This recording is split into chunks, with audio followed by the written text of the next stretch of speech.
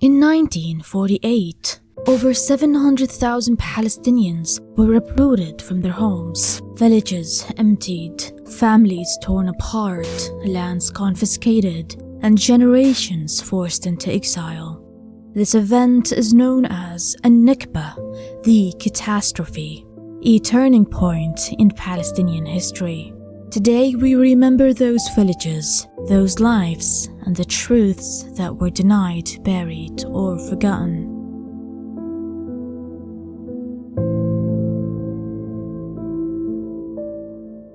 On the coast between Haifa and Tel Aviv, there is a place that looks like paradise. White sand, calm waves, perfect weather. People come here to relax, swim, and enjoy the view. This is Dor Beach. Modern resorts, diving centers, cafes, and villas fill the area. Everything feels polished, imported from Europe. But just a few steps away, something feels out of place. If you look a few meters away from the Nashulim resort, you will find an old stone house built in the traditional Arab style. It doesn't match the modern style of the resort. It's the only piece out of place. In 1991, while construction crews worked near this house to build a new diving center, they uncovered human bones just beneath the surface. A fisherman from a nearby Arab village, his name is Fuad Hasadia, saw it happen. And when he asked the owner what they found, the man said, "Old bones, probably from Napoleon's time." The fisherman knew better. His father had told him the truth. These weren't old bones. They belonged to Palestinians killed in 1948, victims of the Tantura massacre. Tantura was a small fishing village, home to around 1,500 Palestinians. Most of them were fishermen and their families. It was a small, peaceful and beautiful village.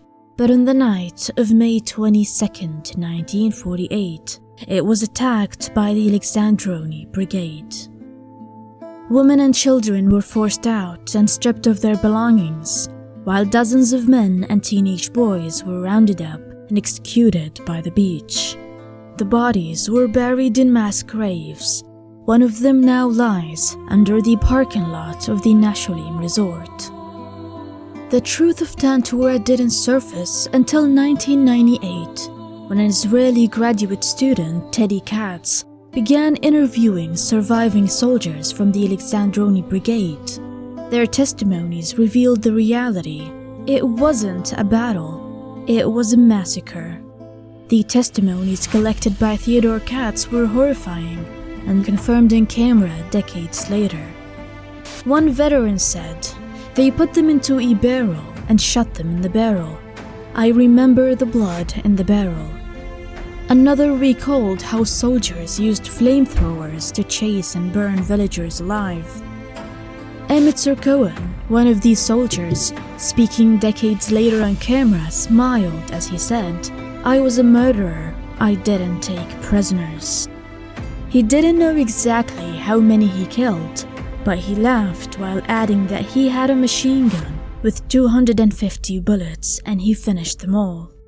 All of these testimonials and more are included in the 2022 Israeli documentary Tantura, directed by Ellen Schwartz. Today, families sunbathe and swim on the very ground that holds the remains of those who were massacred, parking their cars above the bones of those who once called this land home.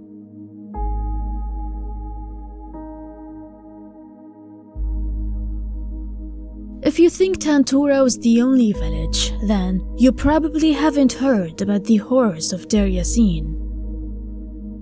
The story of a small, thriving Palestinian village in West Jerusalem where people once enjoyed a lively economy and tight-knit community life. But on April 9th, 1948, at dawn, everything changed. Around 150 Israeli fighters from Irgun and Lehi, two Zionist paramilitary groups, attacked the village. Irgun was led by Menachem Begin, who would later become Prime Minister of Israel. The assault came from multiple directions. Fighters surrounded the village using explosive gunfire and loudspeakers to terrify the residents. Young men resisted, but their efforts collapsed under mortar fire. Houses were stormed and anyone who moved was executed. Journalists described the massacre as unspeakable atrocities. The horrors that unfolded in Deir Yassin that day are almost unimaginable. Eyewitnesses and Red Cross investigators described extreme brutality, including rape, torture, burning victims alive, mutilation of bodies, and disembowelment of pregnant women. A journalist who witnessed the aftermath described it as something so horrific even monsters would recoil. He said the killers brought in a young Palestinian girl, assaulted her in front of her parents, tortured her, and threw her into the fire. Reports estimate that between 250 and 300 Palestinians were slaughtered during the massacre.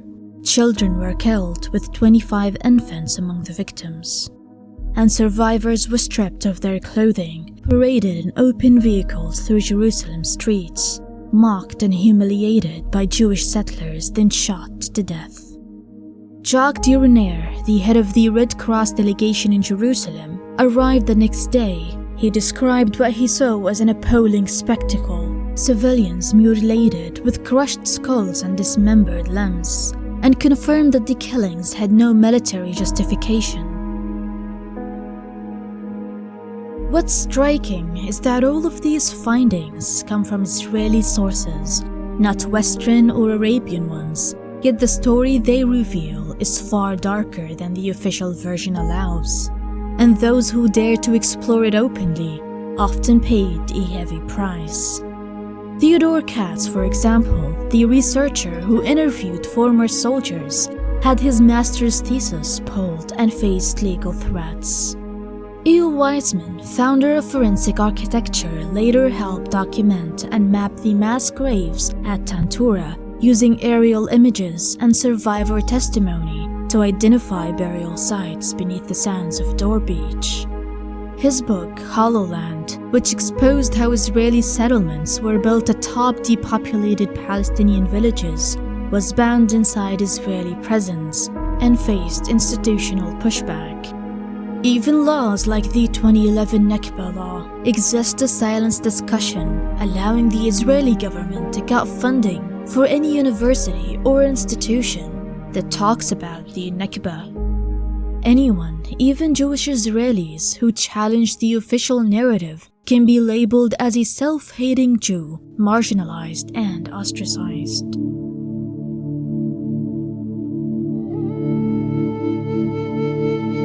What you've seen in Tantura and Deir Yassin are just two stories. In 1948, over 500 Palestinian villages were depopulated, destroyed, or erased, their residents killed or forced into exile.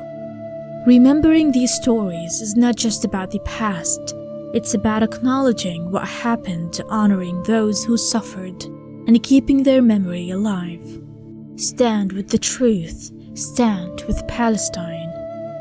If you like this episode, help us keep the documenting going. Support us on Patreon.